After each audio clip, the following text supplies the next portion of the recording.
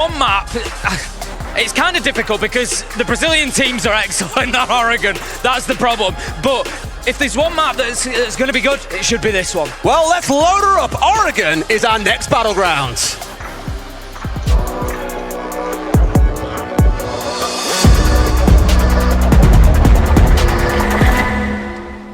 Here we go then.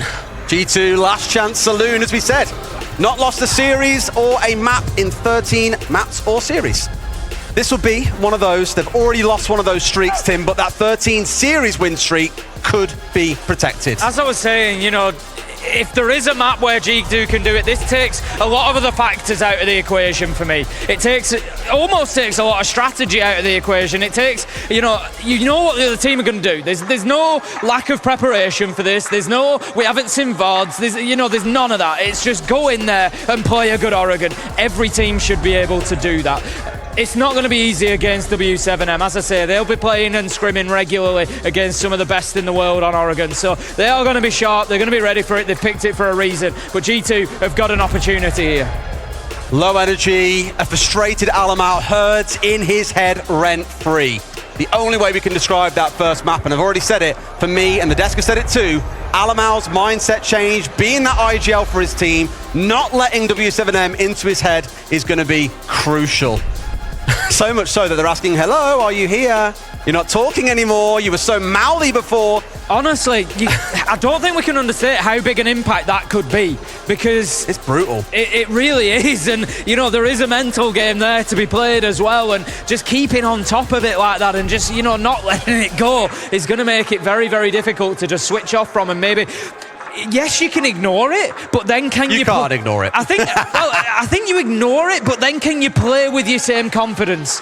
Can you be that loud figure in the team? Can you be that leader when you've got, you know, you're constantly trying to ignore this other thing and just focus on your game at that point? You know, that is going to have an impact. You know what, Tim? I actually think this first round is probably going to be the biggest round of the map. And it sounds weird to say that when the score is 0-0. But I think for the mental game, this is the one. Downstairs site on Oregon, many see it as an absolute fortress. We've got the Warden, we've got the Mirror, we've got the Wamai, the Fenrir, the Jaeger. G2 are digging in deep. They're planting their heels in the mud. They're holding firm. If W7M break this site with this kind of hold, I think it's already done from round one. Yeah, I'd agree. I'm fascinated to keep an eye on Doki and see what he does on the Jaeger. Obviously, that's being brought along to try and keep hold of elbow, try and support players in those areas. It's actually going to be Virtue that's doing what I wondered if Doki would do, and that was just getting out into the map a little bit and just getting aggressive and playing sort of that free form and making W7M clear out. Doki at the minute is inside of meeting, I think, by the looks of things from his silhouette. Yes, Alamau's at the top of rear stage stairs, but like I said, Doki could be the one to watch here because he's got that availability now. His ADSs are down. He can get aggressive if he wants to. You've got Benja up on top floor as well, so they are trying to play this. Yeah, I like this. Obviously, the frustration being that you're looking towards like Mirror and towards Warden. One speeds, they're slow as all hell. They're very noisy on the roam as well, so it's not like you've got 3 speeds charging around for fun anymore. Those days are very long gone. So at this point, I think it's more pressure to pick up a couple of drones and back in towards site. Really, Benja's the one that I'm looking at to cause a bit of an upset. And like you say, I think if Doki goes unchecked here, then suddenly, well, he could get the opener that really sets this round on fire. They know that he's there. There we go. They knew that he was there. You could see it from the shots being sent in from the main door through the soft wall. They were trying to just dislodge Doki and get him to move. They did. He pushed around into meeting and Herds was just there waiting for him. W7M, they've got G2's number, Des. They do. That's on the roam at the very least. Now, 4v5 is not unwinnable on this site, I don't think, either. Normally, the defenders end up very, very grouped together around the middle site. They end up around Highway, maybe poking in towards Freezer. You can kind of expend one person and still fill all the points that you need to hold. But my frustration, probably for G2, is look at what they're coming up against. You got a Capital, you got fire coming in, you got smokes coming in, you got loads of flashes coming in, you've still got a frag grenade to come out of KZ here. They've got so many tools to roll with here that I don't think it matters what G2 do, they're still going to have to win so many gunfights to get this done.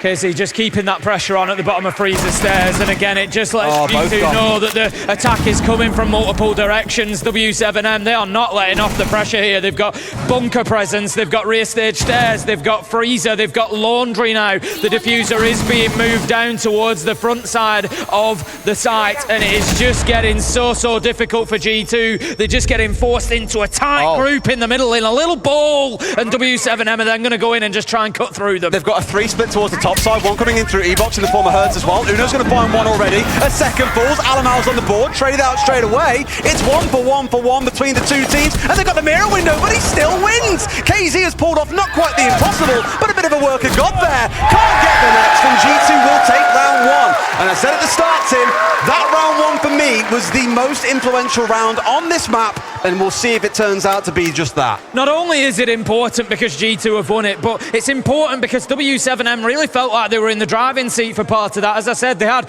presence at bottom of laundry, presence in freezer, they had presence in bunker and rear stage stairs. They really had G2 encircled and surrounded. And so in that situation, G2 have to stand up. They have to win the gunfights, and they have done that. And it sends a message to W7M. G2 didn't need to burn loads of time out in the map with the roam. It didn't matter that they'd lost Doki. They were able to get the job done when their backs were to the wall, and that is going to make W7M just think twice, I think, and it might just slow them down a little bit as well. So G2, a good first round from them.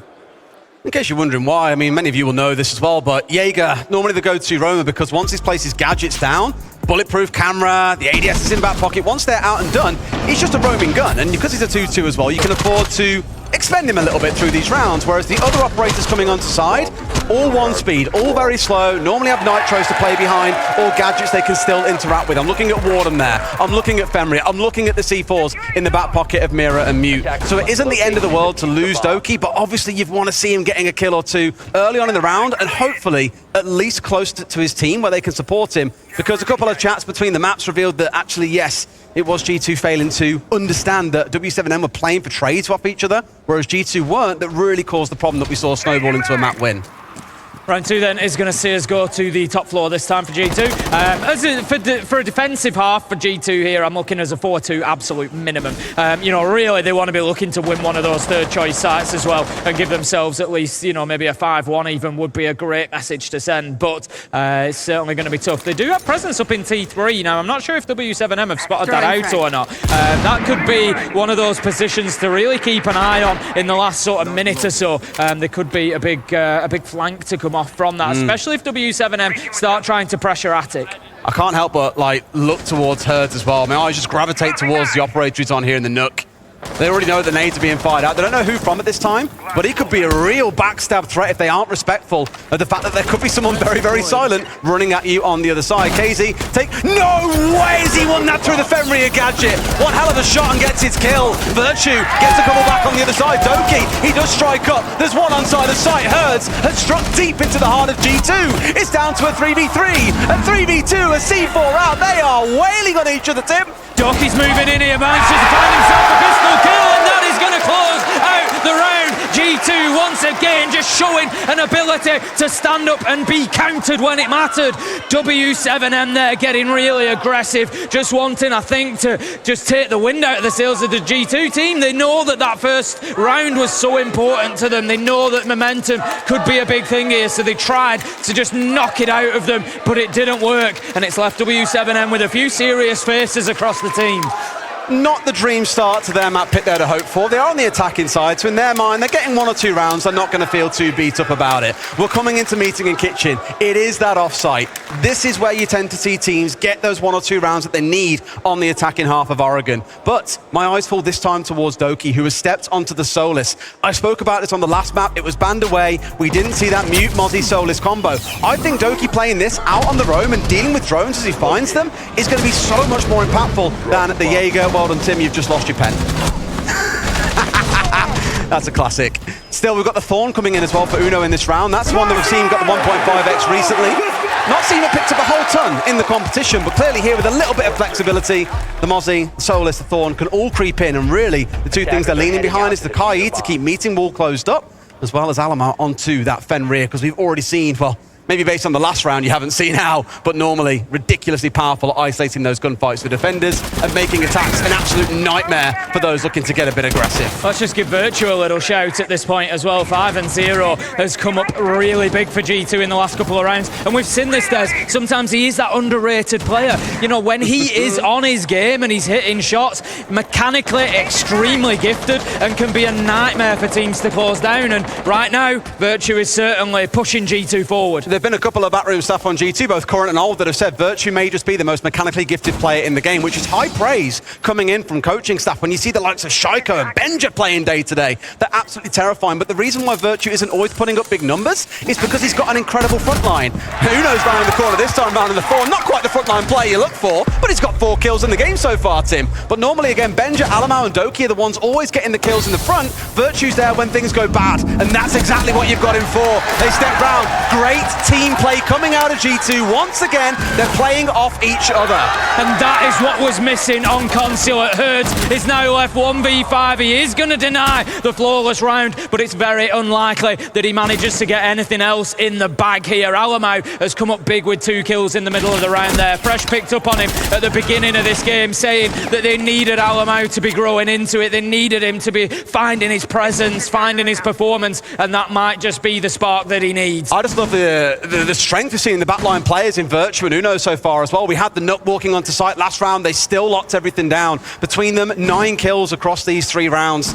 Again, you don't always see these boys shine because the frontline players are the ones doing all the work, but having that strong backline you can fall on, it takes you back to TSM SI21 when we had Charlotte and Geo that were just unshakable in the back, and that's when you got through the front 3 of TSM. So you're seeing a similar sort of style here where those 2 back players, unshakable, unmovable, and an absolute terror for W7M if they can't get their way through this team.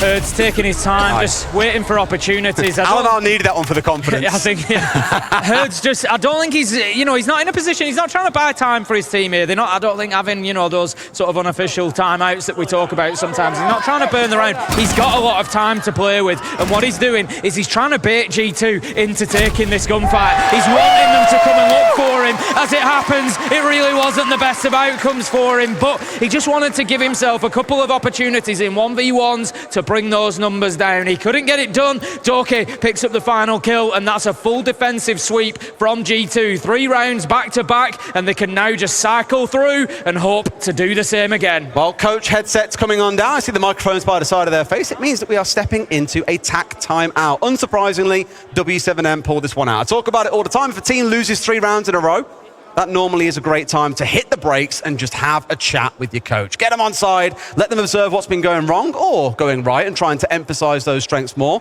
And W7M here, they are looking a little bit shaky. We were talking in the break like, is this going to be a 7-2, 7-2 semi and that's it? All non-LATAM teams are out. Or are we going to see a dominant first map for one side, a dominant second map for the other, and an absolute barn burner on Cafe? It deserves it at this level. The thought of the potential of going to Cafe with both of these teams having taken a map emphatically is absolutely mouth-watering. There is no 2 ways about that. So we're going to head out of the tactical timeout any second. We've just got a few replays of a couple of beautiful kills from that round for you. The double from Alamau there.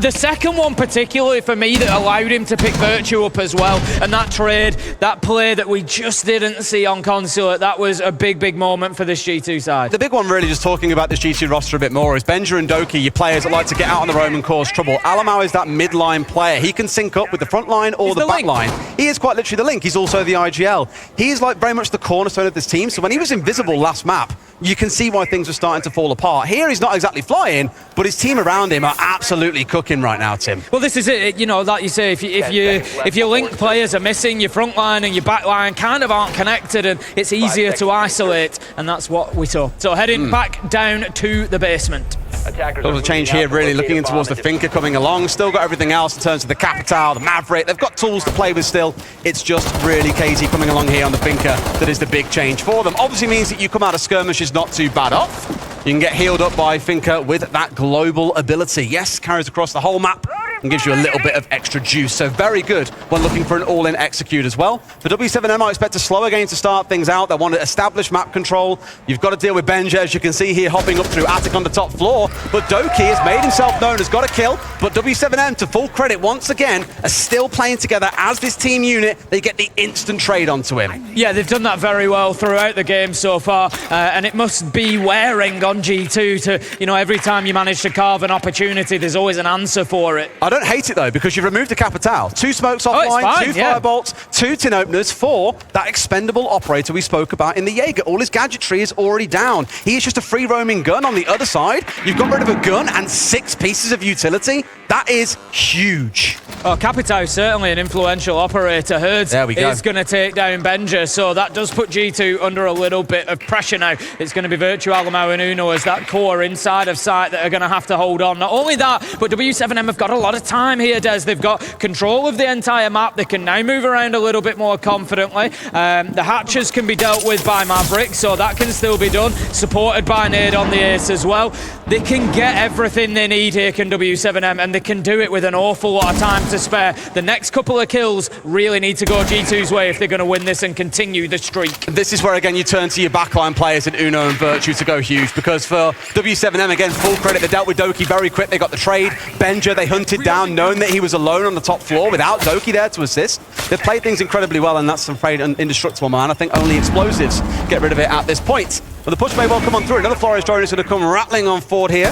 Should be able to get rid of that one, and that's none left in the back pocket of Herds here. So this shield very much staying in place. They're not going to lose everything to one Rotero like they did last time round. No, that could be key for the round, but no, they managed to find a path. W7M, absolutely fantastic play there. Opening up that wall, opening up the hatch, and just getting the angle they need down onto Uno. He was in a no-win situation. And right now, 2 versus 4, 30 seconds left to go. W7M look like they've got the sails of first round. Bit of miscom there, I think, as well, and the hatch being opened up. It always means that Uno is exposed. And Alamau in a good spot. He's going to find Nade here. Doesn't want to get too close to that hatch again, though. One inside the pillar. Virtue's found a second. I spoke about these backline players, Tim, and they're starting. Herds just misses one. Flicks onto Virtue. It's Alamau left against 2 here. Shotgun in hand. The knife comes out! Herds finds his equal. But right now, Tim, they don't really look like equals. Herds is in his head.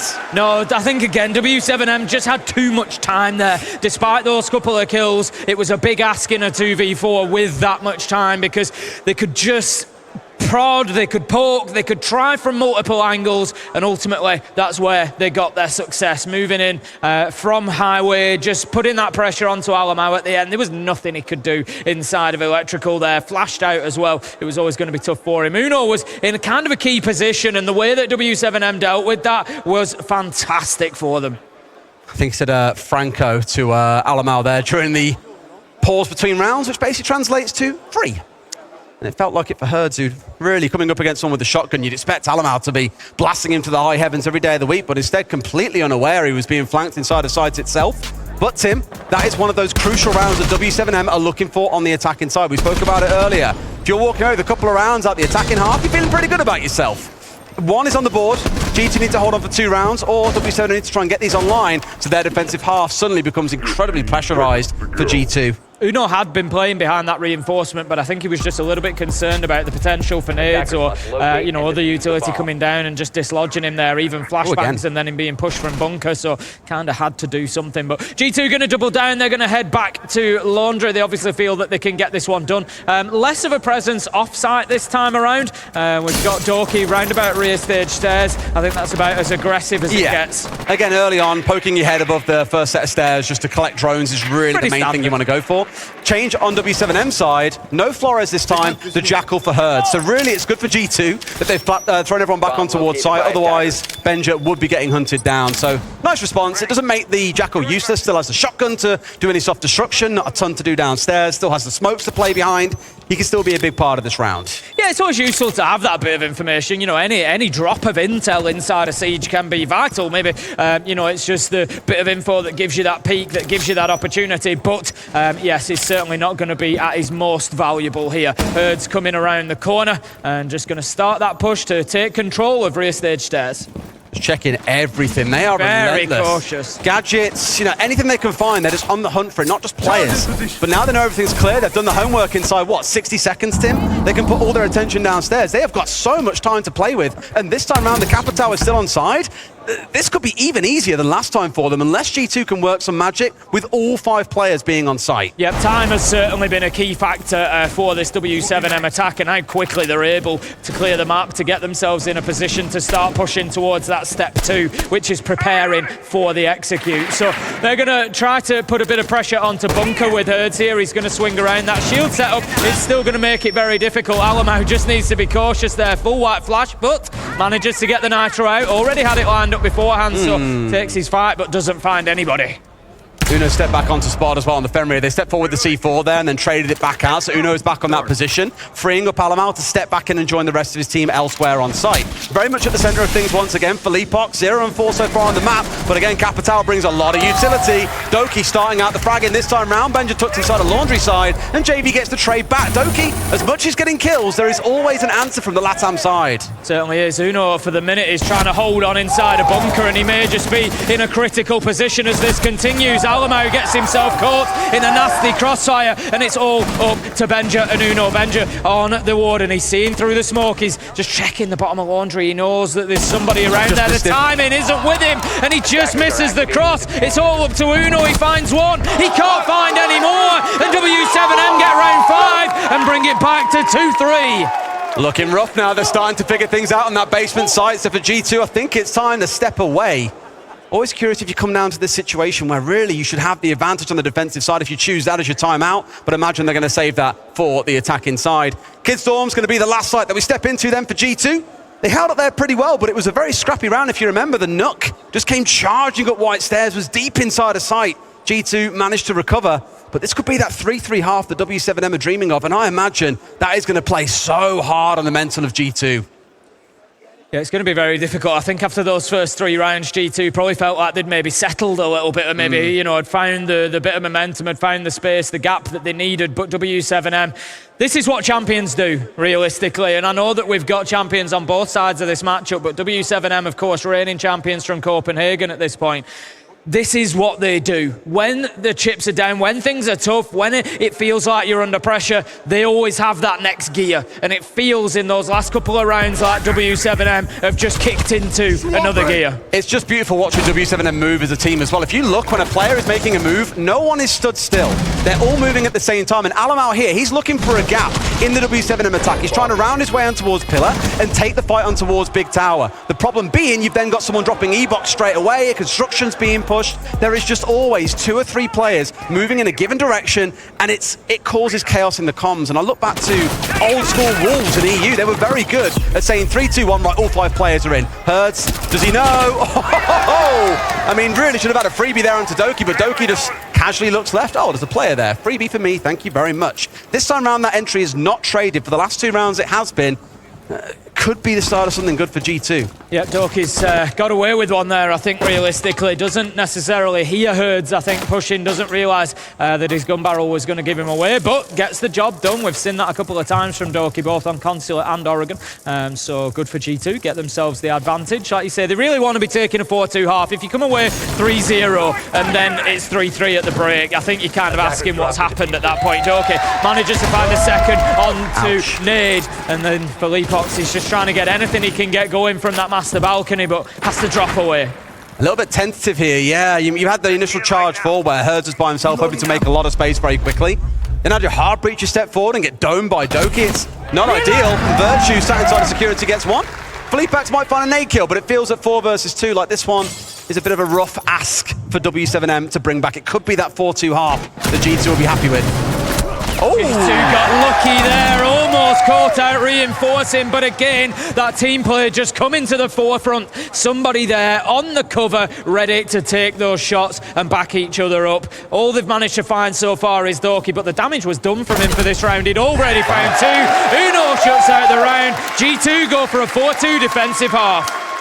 Honestly, I think both teams are going to be happy about that one. We'll see what comes next in this second half. W7M going on to the defensive side of their own map. They've got the defensive setups in mind. It's on G2 to work their way through it. Unsurprisingly, the crowd behind G2. Starting to wake up into it a little bit more as G2 get them more to cheer about. I hadn't turned around for like 20 minutes. It is very full now that I've turned around to look. It certainly is.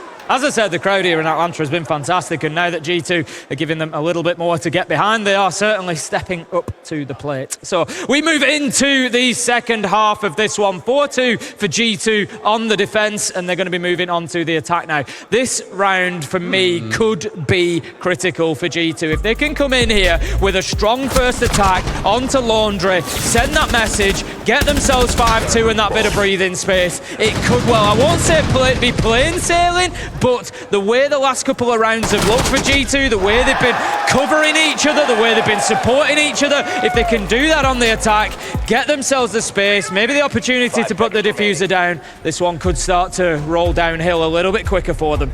Interesting sell coming in as well for G2. But that Grim on side that we saw banned away by W7M on the last map. Doki across onto the Finker, plenty of nades in hand again. Benja and Doki, they love these nade operators. Now for this site, you're not really going to see the vertical nade play that we are used to seeing G2 employ. Getting underneath, toss a bunch of nades skywards, get a kill or two, or at least destroy a bunch of gadgets, and then look towards hitting the site themselves. So with that change in mind, it's going to be obviously dumping them in through things like E-Box. It's trying to move players around. Doki, though, I think he's feeling this map, Tim. I was just going to say, Doki, as we've said so many times, is one of those players, a little bit all or nothing, and G2 really needed him to step up and have one of those all games, and he certainly is at the minute. The last couple of entries have gone his way. He's then been able to follow it up with further kills in the round, and if he can continue that, then we're going to find W7M on the back foot and seeing what they can do under pressure. Right now, W7M have got themselves all back to site, so G2, just like W7M had, have got 2 minutes to build that attack. How are they going to create space? What utility do they need to clear? How do they find that final execute? Yeah, largely pull back here is the key thing, I think, for W7M, because G2 kept 2 out on the roam and paid the price in that 5 versus 3. At least with the discipline being shown here. Okay, we've lost 1. It really shouldn't have been our smoke going down. That is especially not ideal, but it is what it is. Let's play back on site here and look to structure in, ready for the hit. Now, G2 have done the work. They know that the map is clear. They know they can get themselves set up around these hatches. It's exactly what Uno is now going to start heading to do. Doesn't matter what he's playing in terms of an operator. He still has his duties of getting these hatches opened up. First one's done. Going to follow up with Kitchen off the back of it as well. Sorry, Security off the back of it as well. Leaving Virtue to get lobby open, as we see on pretty much every basement attack on this map. Time-wise, this is fantastic from G2. A minute 15 left to go. They've got hatches. They've got confident mid-floor control. They've got the Nomads, so they don't have to worry about flanks. They can just completely focus on site and where that final pressure is going to come from. I don't know if Virtue is going to open that laundry hatch or not, but for the time being, they're just sort of probing a couple of different areas of site. They now go into a final droning phase, which is, let's get a picture of what's happening on site, where is everybody, and then we can build that final picture. 3, 2, 1, in they go. And there's a lot of them stacked up north side here. I'm always nervous when I see 3 players sat on the meeting hatch, because it's just a death drop. You walk in there and someone's holding down left mouse button, you're all dead. It's really scary. But there's one hanging on Shiko's side. The pressure coming in from Virtue on top side. He's abandoned lobby. They're all just going north, Tim. After the flash goes in to clear any potential utility that will stop this nade, Benja is going to send it down. The drop comes on through. Doki gets 2 for W7M. They stand up fantastically, Des. Herds, JB92 finding kills. G2, they need to get moving again here. 15 seconds, and that's great from Alamo. 2 versus 1 now. Herds, he's stuck back in freezer. There could be an opportunity for them to get this diffuser down. But he could ruin everything here as well. Net to 2K off the back of Doki's 3, and G2 break open that basement hold. Such an important round for G2 to win. It gives them that breathing space. It's 5-2, and it also says we're here to win attacks, not just defenses. That momentum they had in the first half now carries forward, and they can try to lock down a second attack and give themselves that map point opportunity that will send us into Cafe. Oh boy. Game on, boys and girls. Game on. At 5-2, it is a tall hill to climb for W7M. Not impossible. We've seen some crazy comebacks. SSG just yesterday, giving us probably the most spectacular, almost cool comeback that we ever could have seen. 7 rounds in a row. That was wild to get themselves onto the third map. It was I love how Doki just said, be careful, KZ, okay? You're not playing some usual Brazilian team here. You are playing world champion. Yes, you are. Just got to get that out there, just remind them. I love it how, like, at map start, Herds was like, hello, are you there? And no one from G2 said a word. Now they're up pretty well. Now the voices are out. Now the Scotsman's starting to pipe up and give it large back. I'm sure he is after the last couple of rounds. This slaughter, this is what I was worried about on the box drop that I spoke about. You drop in, one person's got to hold down, or in this case, mash left mouse button, and you're pretty much toast. 3 kills did come back in for W7M, but G2 could convert the 2 versus 2. W7 meh. I've seen W7 mid, W7 meh. Anything else you want to throw in there, guys? We're all open for it. 5-2 it will be then as we head into round 8. G2 certainly finding their feet on Oregon better than they did on Consulate. Alamo, we've seen him on the Amaru a few times. Needs to be careful here though, because JV92 is in and around Big Tower, knows that there's been a little bit of attention out there, but there you go. Alamo sees him on his drone. This could be a real opportunity for G2 if there's a little bit of a support for Alamo out at the back there. They could get that pinch. All eyes obviously turn towards the Amaru here as well from Alamo. What crazy players he got in mind. I think we all know what exactly that play is going to be. It's going to be springing inside of the kid's window. It's more waiting for the setup to come through from the rest of his team to draw enough attention that he can make that play. Right now, though, there is no one sat inside a pit, no one inside of sight. The only man who can possibly challenge him is Nade, who's hanging around game. So an opportunity there exists for G2. They just don't want to take it yet until there's more pressure. No, this is it, because it's quite, it's quite a compact site. You can rotate back through to that area quite easily. Alamo nearly giving himself away there. He knows that JV92 is playing around rear stage and he doesn't want to let him stay there. Casey is going to pick up Benja, so that's a good start for W7M. Gets himself back into sight via attic catch as well. Really nice Oryx play. Really thought we might see there a spring in from G2 as they knew one was off site up north trying to challenge Alamo. He could have sprinted towards Kid's window and made that a very quick fight, but W7M are playing a little bit of G2 strat here, holding pretty firm on and around site itself. With the classic LATAM extending towards Armory, you've got KZ playing out on that side of the map in case anyone does try and walk up Armory or push in through Armory window, but no one is doing that right now, so G2 have to make this work with just 3.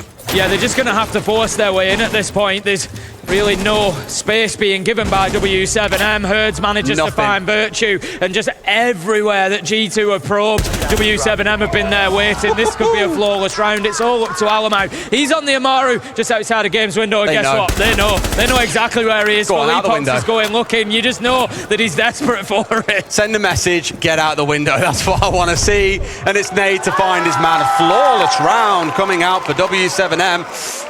Not the dream second round on the attacking side for G2, but I love how we've seen W7M change their style here. Rather than trying to play out around the map like we saw in the previous one, here we're seeing them try and play a lot more defensive, but they've just found the answer in that round. Digging deep, for Philippox especially, watching white. 2 kills in exactly the same position, and no response from G2. For G2 at this point, at least, when compared to Consulate, it feels like they're in this one. We've got much more of a game. W7M still very dangerous, but G2 maintaining a good lead, and you look at it and you think, can they get 2 more attacks? And I think this G2 side can. I think they've got it in them, Des. But W7M, they're going to be a tough nut to crack. They're going to go back down to Laundry. A good win last time around for G2. It did all sort of come down to that dice roll that we had in the last 30 seconds where they dropped into electrical, and it was kind of just everybody wailing on everybody else. It was like a dark room, and they were just throwing punches and seeing where they landed. The crazy thing, if we get to overtime on this map, and I don't think it's, it's not out of reason that G2 win another attack here and guarantee at least overtime, and it wouldn't also surprise me if W7M claw it back to 6 and 6. The one to note going into OT, obviously G2 are going to be on the attacking side. It was W7M's map pick. They choose what side they go on to. And given how defense has been faring, at least at the first half and these first couple of rounds, I'll be nervous if it gets there. G2 need this done in regulation. They're going to be attacking once again on to Laundry then. Benja straight up towards the garage, onto the drone, just making sure that his entrance is clear, checking attic, armory stairs, and making sure he's not going to be getting caught out by any roamers on that top floor. This is something that G2 have done well so far. Just check, have a good understanding. Ooh, there is a player up on the top floor. I'm not sure that Herds has been picked up here. I was just going to say, G2 have done a good job of using that drone information and making sure the map's clear and taking it quickly, but we need to keep an eye on Herds. I don't want to dogpile him on either, but Benja was an absolute freak of nature at Six Invitational. Deleted every team he came against. Here he's been very quiet, even across the tournament. Not really been their star player and stand out. You've seen Doki taking top of the leaderboard at points. Uno stepped up there as well. Virtue's had some big games. Alamo, second highest rated player in the whole competition. Benja, just a little bit absent so far in this competition. If you're going to make yourself known, I think in round 9 of Oregon and a best of 3 in the semis is probably the place to do it, Tim. Herds is now on the move, and I don't think that they're aware that he's going to be on the flank here. He's going to be down white stairs, and this could be a real A real problem for G2 if they are unaware. If he gets onto their flank here, they're still working around that mid-floor. They're in meeting at the moment, trying to open hatches up. And Herds, he's just biding his time, Des. He knows that the opportunity is there for him. You're going to go green here, I imagine, try a bit of a backstab and could very well get away with it unless G2 have got some great flank drones set up. We've got the beauty of a top-down view and we can't see any drones anywhere. G2, the backstab has been executed and Herds may have just deleted this attack already for G2. And with a Nomad on the board, you've got to ask questions there. Obviously, there is a lot to cover off here on Oregon. Multiple staircases where those air jabs are going to be used to prevent anybody moving up from the basement. But if you know somebody's on the top floor and you're trying to play without dealing with them, then they maybe have to position in different places, and the air jab's just not effective on the Roma whatsoever there. Herds just absolutely free double kill for him, and that probably breaks the back of this G2 attack. All air jabs are in back pocket. That is not ideal. In fact, all gadgetry is still in back pocket for G2 outside of the tin openers and one frag grenade. This is not really what you want coming into the last 30 seconds. G2 are going to lose this round with everything still in back pocket and able to be used. Uno might find one, finds a second as well, but has got to go through 3 more. W7M are not going to let that happen, but Tim, again, we've got to stress, you cannot be getting to the last 30 and starting an execute with 3 players all having utility still in back pocket. I felt that G2 had done well so far on Oregon at, on the attack, getting in there, getting map control, dealing with any roamers, pushing them back to site. But now I'm sort of left wondering, I feel like I need to look back at a couple of those rounds and think, have they done that? Or have they just taken a gamble? Have they got away with it? Just taking a risk and getting away with it? And this time W7M have punished them. And compare that to the other side when it was W7M on the attack. They were ruthless. Absolutely. At clearing every out corner. Donkey and Benja. They were just deleted every round. They're either on site and they kept their lives, or they were off site and they died, they were traded. It's just showing that discipline here that I think is missing a little bit in the G2 gameplay. And W7M really making a claim to say, look, everyone's fancying FaZe to go and win this. We think we can do it. But yeah, dying a double kill on a flank with 3 air jabs in pocket is just... I think we all feel that one, brother. It's unforgivable. So we head into round 10. 5-4 as G2 continue to be reined back in by W7M. They really want that spot in the grand final. They don't want to be seeing anything of Cafe, and they're trying to get it done here and now. This is a pivotal round for me. I said round 7 was important. G2 got it won. They've since had 2 wins go in the direction of W7M. 1, they need to break the momentum of W7M. Don't let them stack 3 rounds together. But also, this is that third choice site. This is the one that G2 should be able to win, and it guarantees them the overtime as a minimum. So this one they have to come in. If W7M get the win here and they can cycle back through their own primary sites, then I think as a G2 fan, you start to be a little bit concerned about that. I just want to see Benja drop a nuke this round. I know I spoke about it a bit in the last, but he's got to see him go big. We've got to see him do some work. Now, understandably with the Ram on side, you want to see G2 get top floor control. They want to open everything up. They've got to deal with Herds, who's floating around on top floor, and Nade, who's playing in below with the ability to C4 things out, and they haven't droned again. The homework is not being done by G2. Doki offline, hard breach removed. That's going to stink. Same problem. And it's Herds once again that capitalises on it, this time bringing the cap can. And again, if W7M have got the feeling that, hey, they're not droning effectively here, bring the cap can, because that's when you're going to catch them out. 5 versus 3 now as Felipox picks up Uno, and W7M are really starting to dominate over the last couple of rounds. G2 Des, they're in big trouble. It's a really good read from Felipox there, I think, as well, to get into a good spot, just to find Uno out. As he on the Ossa as well was really the one you're looking for to execute. Hard breach onto meeting wall, Ossa to execute with the shield. They can't do that. G2 are just going to have to go for frags in this round, and given how the gunfights have been going so far, I'm just not too convinced it's going to be the round for them. It's certainly not looking that way at the minute. Herds, he's still up there. The thing is, W7M can play with more of a freedom now. They can leave people up on the top floor when otherwise they might dip themselves away. Herds, he just absolutely slams Benja as he peeks around the pit door and finds his man.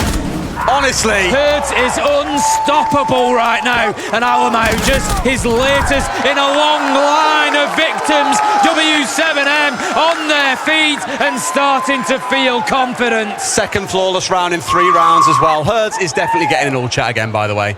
He is so in their heads right now. Benja, it looked like he had the perfect angle held, but all it takes is one bullet. Coming out of Herds, he just deletes them all the way through. And I said this back on the last map. Sure, you might find G2 get one small part of a round going their way, but the rest of it is just so well drilled by W7M that they are leaving no gaps for G2 to step into. 14-6, Herd sits out as G2 step into attack timeout. Absolutely no surprise to see the coach calling the attack timeout here and deciding that some input is going to be needed. Leveled out at 5-5, and as I said, we've got to look a little bit deeper than that for W7M here. They've now got their 2 primary sites unlocked and ready to go to, having won that 3rd choice site. So the next one that we will see will almost certainly be dorms. I don't think they take the other 3rd choice. They're not going to touch dining, I wouldn't have thought. They'll go back up to that top floor. They locked it down comfortably last time. If they can do it again, it puts them not only on map point, but on series point, on the point that will take them through to the grand final. W7M just 2 away right now. If you want to know how dominant those last 3 rounds have been, I mentioned there's a couple of flawless rounds in there. The other one, still 3 players left standing from W7M. Let's stop throwing. I don't know if they're really throwing as much as W7M are just controlling the game, but 2 kills G2 have got in the last 3 rounds. It's miserable.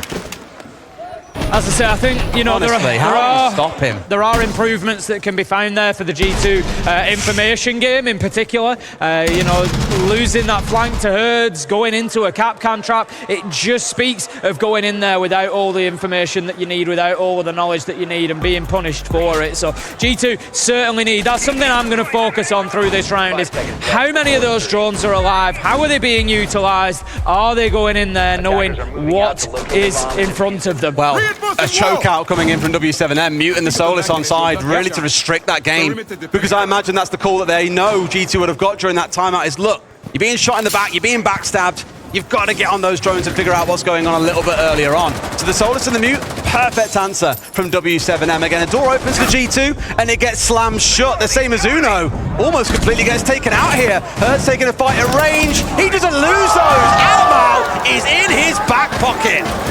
Herd's absolutely flying at the minute, unstoppable. G2 have no answer to him. Looking at his numbers nowadays, 15-6. He is single-handedly taking the European side apart.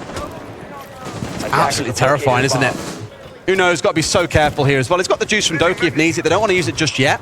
But he nearly lost his life previously. Now he's trying to work his way up in towards Master Bedroom. Has got some pressure coming in out towards the east side. Benja working his way in. But Benja's got to go big here. He's got to unseat Herds, who is unseatable. And that's to deal with Big Tower at the same time. W7M have just got layers upon layers here, Tim. Oh no. Oh no, Unaware of Philippox, surely, who's just going to peek around the corner, gets one. Can he get a second? Yes!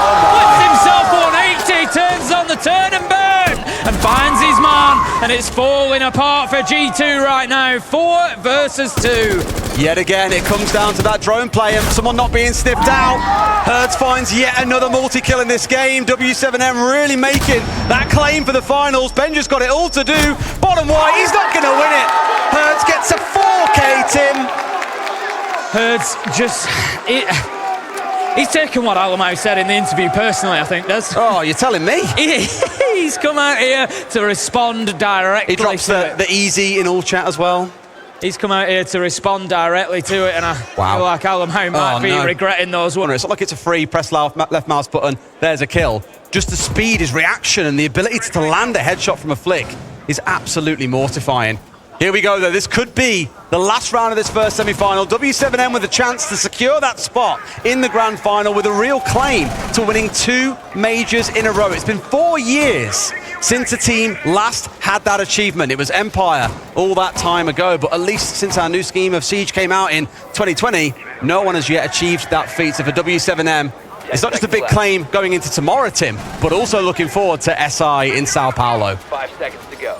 We head into the action phase then of what could be the last round in Atlanta for Hail G2. Mary. Or it could see us having a little bit more excitement to come. We've got Alamo on the blitz. Man. We've seen it so many times brought along when teams have just really needed that round, needed to secure another point on the board. G2, they're going to try to clear these roamers from rear stage stairs to begin with, meeting immediate response there from W7M. The respect being shown, though, they don't want to get caught in a 1v1, so they back away down towards site. A few bullets to keep them at bay, and then straight down immediately. Now, again, keep an eye on the drone game in this round because that has been a real stinging point for G2 across the series. There's been a lack of drones, getting shot in the back and really being stung out. The only real one to worry about in this round, because everyone is playing on site, is KZ hanging around towards Freezer. If they don't drone through Freezer and a player wants to push it, he may well catch them by surprise.